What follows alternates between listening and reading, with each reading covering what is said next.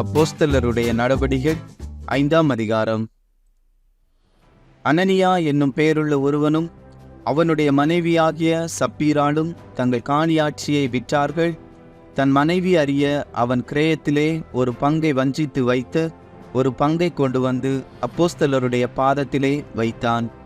பேதுரு அவனை நோக்கி, அனனியாவே, நிலத்தின் கிரயத்தில் ஒரு பங்கை வஞ்சித்து வைத்து பரிசுத்த ஆவியினிடத்தில் பொய் சொல்லும்படி சாத்தான் உன் இருதயத்தை நிரப்பினதென்ன? அதை விற்கும் முன்னே அது உன்னுடையதாய் இருக்கவில்லையோ?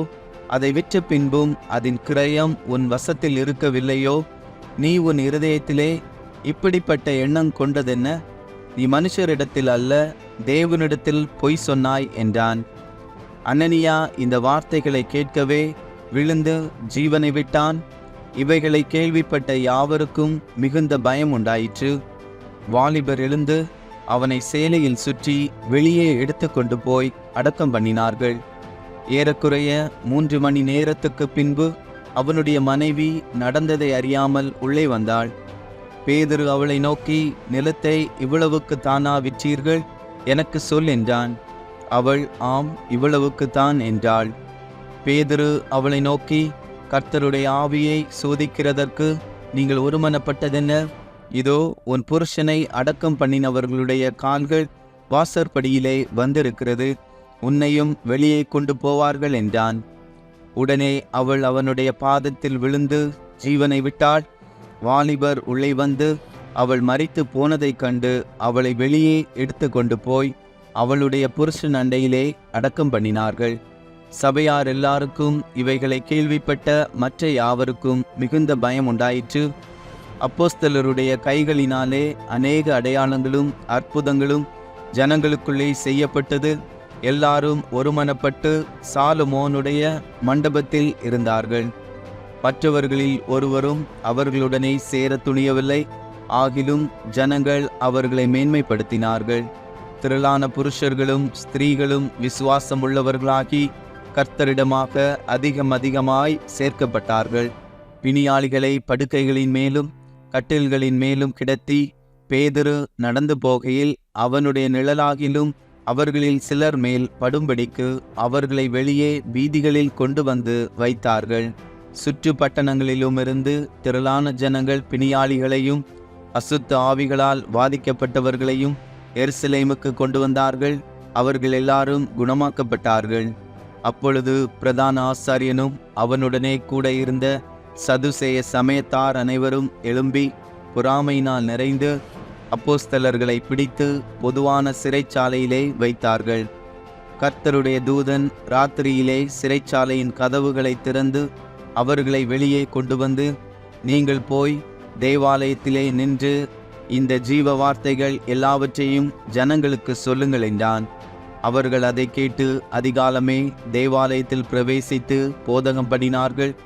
பிரதான ஆசாரியனும் அவனுடனே கூட இருந்தவர்களும் வந்து ஆலோசனை சங்கத்தாரையும் இஸ்ரவேல் புத்திரரின் மூப்பர் எல்லாரையும் வரவழைத்து அப்போஸ்தலர்களை கொண்டு வரும்படி சிறைச்சாலைக்கு சேவகரை அனுப்பினார்கள்.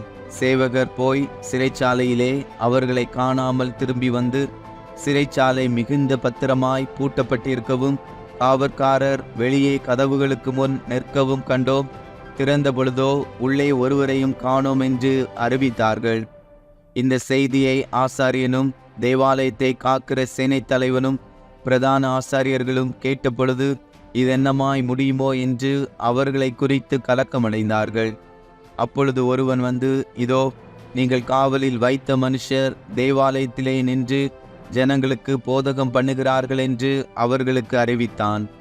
உடனே சேனை தலைவன் சேவகரோடு கூட போய் ஜனங்கள் கல்லெறிவார்கள் என்று பயந்ததினால் பலவந்தம் பண்ணாமல் அவர்களை அழைத்து கொண்டு வந்தான்.